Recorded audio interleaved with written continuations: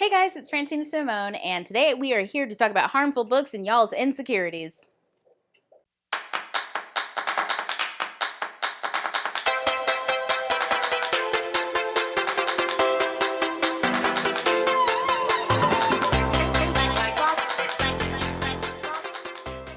So before I get into it, brief update. I hit like 8,200 subscribers or 8,100 subscribers at some point, and I want to say thank you guys, all of you who are new, all of you who have been here from the beginning, from the middle.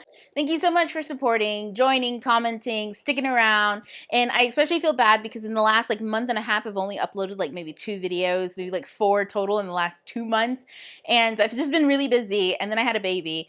But now I'm starting to feel a lot better. My mind is not like mush anymore. So I'm able to like really think about stuff, talk about stuff, be awake enough to like set up a camera and sit here and talk without falling over and going to sleep.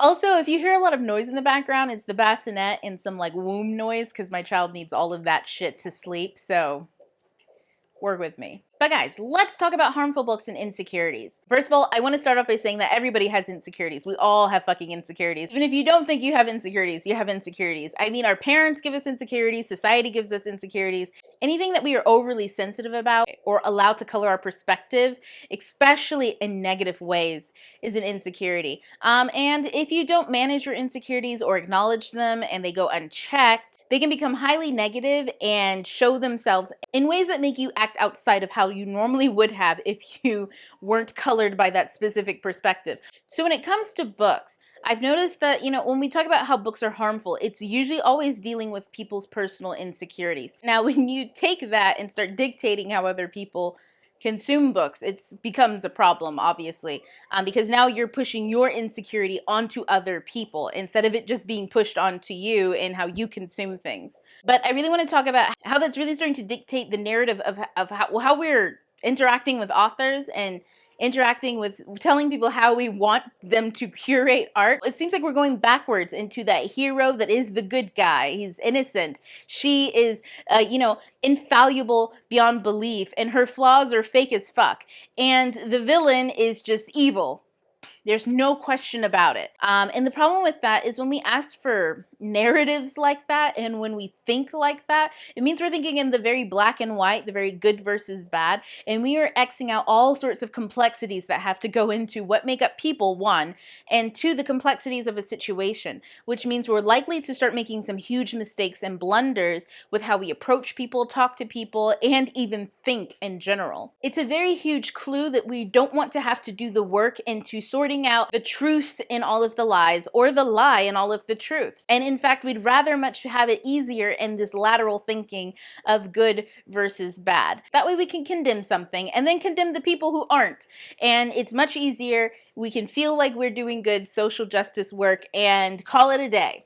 However, when we talk about this in terms of art especially, first, your insecurity could be somebody else's victory. For instance, if you have an insecurity about being plus size and someone mentioning you like to eat food, not all plus size people are plus size because they eat food. A lot of it has to do with body type. A lot of it has to do with makeup. A lot of it has to do with where you live regionally, especially here in the US where everybody be a little bit bloated because our food, guys, a big problem. But that is a stereotype that people become plus size because they eat a lot of food. And is it a harmful stereotype? Well, for some people it's true. So is it really harmful? If you have an insecurity about it, it can for sure hurt your fucking feelings. If you don't give a fuck and you like, bitch, I love me some food. In fact, bring me that motherfucking bucket right here, right now. Like, that's me about pie. Like, I'm just like, I don't give a fuck. I mean, give me more pie. Like, I like pie. I'm not gonna feel ashamed. I'm not gonna like hide the fucking pie when I'm in the grocery store. Like, oh, I'm not plus size because I like pie. Like, no, I'm probably plus size because I like pie. Like, I like a lot of fucking pie. Anyways, TMI. I'm not saying that you shouldn't have your feelings hurt because it's something that you're sensitive to. I'm just saying that you can't dictate what other people curate as art, or you can't dictate what other people say or think based off of your sensitivities to your insecurity. Because at the end of the day, your insecurity could be someone else's victory. Like I said, some people like to eat food and they like to be fat and jolly. Some people are literally a walking stereotype, and if you were to bring that up to them, they'd be like, well, this is my life. I like it. Meanwhile, you're telling me you're being very hurtful to the rest of us because you're promoting a stereotype, and that person be like, bitch, fuck you, I'm living my life and I like my life. Take your nonsense somewhere else. So how do you navigate a situation like that? How can we conclude that something is harmful to the mass population at hand, or it's not? Well, the answer is you can't. To be honest, if something is harmful, it is harmful to you as an individual. So we're sticking with books because that's what I talk about on this channel, books. So, like, don't be in the comments talking about other shit that has nothing to do with books, because we're talking about art and books and insecurities. That's it. And guys, I'm going to pause here and say I'm not talking about anything that has to do with violating anyone's civil rights. I'm talking about everything that has to do with social manners. So this by no means means that you could go around beating up someone who is gay and say, well, it's not harmful to me. Me and my friends find it funny. No, that's not what we're talking about here. So please also don't go into the comments thinking that I'm talking about it's a right to violate people's civil rights or to deny someone's civil rights based on what you find is harmful is not. An insecurity is I feel a certain way about a situation or about something I just read or saw because of my personal experience with X, Y, and Z, and or how I feel about X, Y, and Z. So that's it. We're not talking about anything outside of that. So now that that's all cleared up, I want to make the statement that it is not an author's job to validate your insecurity. Because one, that's impossible. The author is one person who lives somewhere who doesn't know who the fuck you are, so how should they be able to curate that kind of material? Two, you have an insecurity about that, which means that's work that you have to do.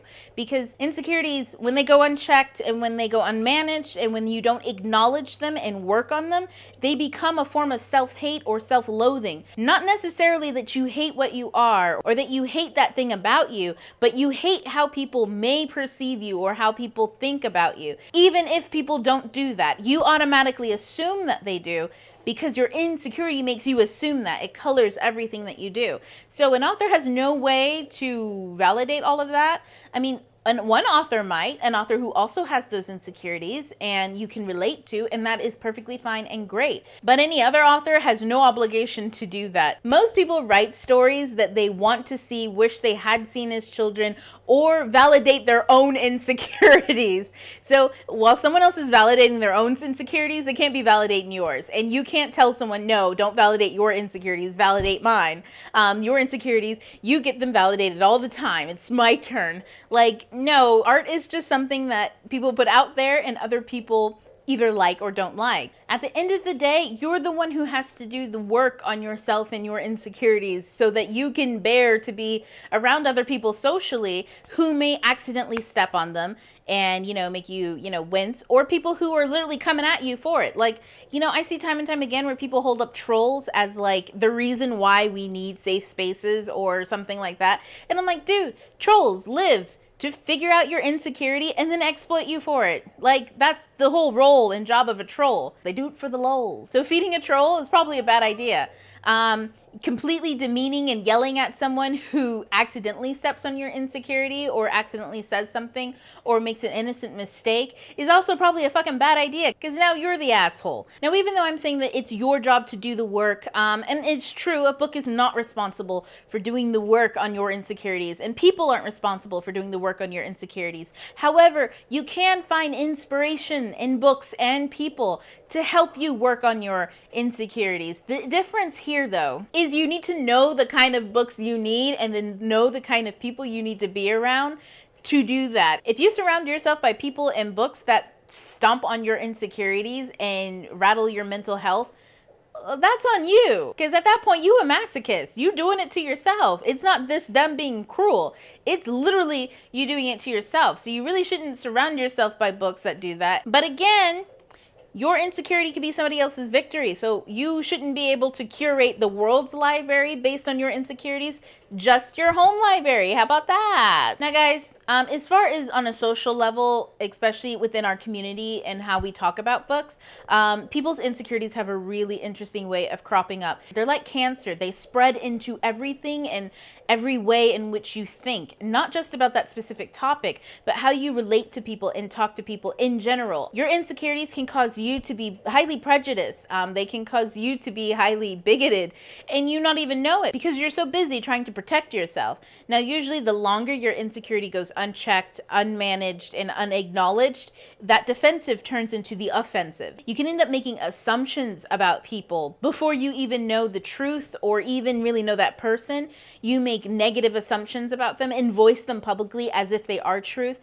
You can end up comparing your grief to someone else's grief and telling them that they don't deserve whatever type of grief they feel because yours is much greater than theirs. They can cause you to feel inferior to other people and then project that this other person feels superior and is walking around superior. Meanwhile, these people are all confused as to why you're labeling them this way. And honestly, you've been labeling them that way because of your insecurities, how you feel about yourself. Insecurities make us highly self-centered. And there are two kinds of self-centered because it's not always bad to be a self-centered person. The first one is self-love, and it's thinking of yourself on X, Y, and Z terms. You know, I'm amazing. I love myself. I love that I can do this. I love the way that I'm able to do that.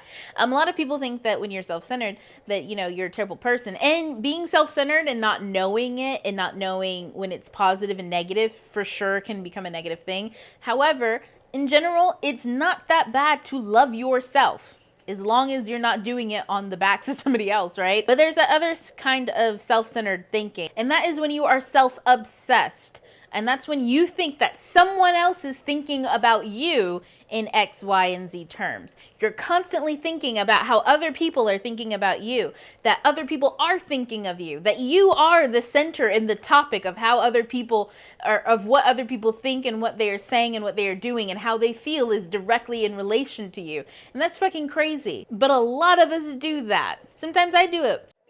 See, insecurities make you do crazy shit, y'all. Like, I'm just telling you. So the next time you really want to talk about how harmful a book is, instead of going out to talk about it, first ask yourself, why do you need to talk to other people about how it made you feel? Do you need to talk about it so that they validate how you feel? Do you need people to agree with you?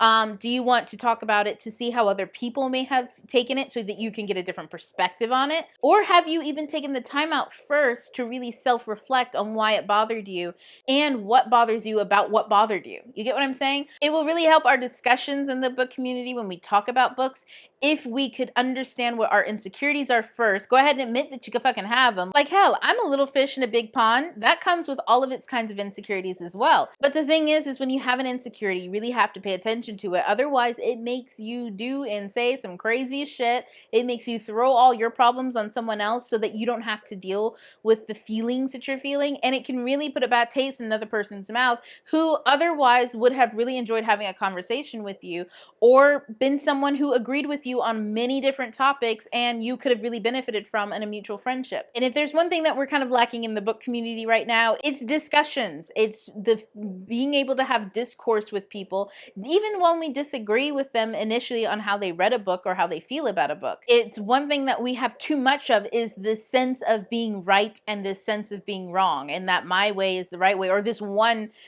person's review is the holy grail of how we should take this and how we should move forward. We've stopped looking at books and seeing how they make us feel, especially teens feel, especially YA books, how they make teens feel. And we've kind of gone into this place of how they make us adults feel. And I say us adults because I know like 68% of the people who watch my videos are like 18 to 34. So most of y'all ain't in YA no more. A lot of us older people have taken YA into our adult life, and that's fine. It's great. But we do have to realize our perspectives that we're taking with that and our insecurities that we're taking with that and how we are pushing them onto teens who are just trying to read books to explore and gain inspiration and figure out who they are. We're starting to use our insecurities to put labels on them before they've even had a chance to figure out who they are.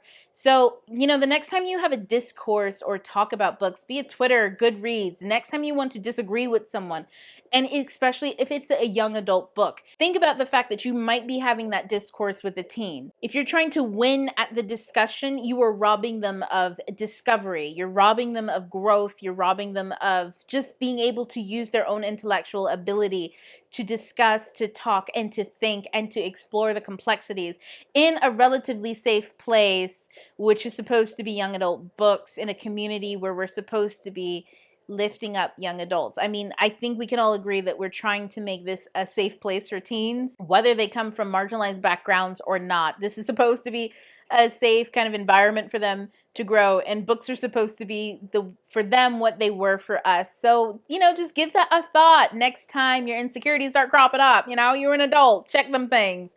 Acknowledge, check, and manage your motherfucking insecurities. That's all I have for today, guys. I hope this video wasn't too long.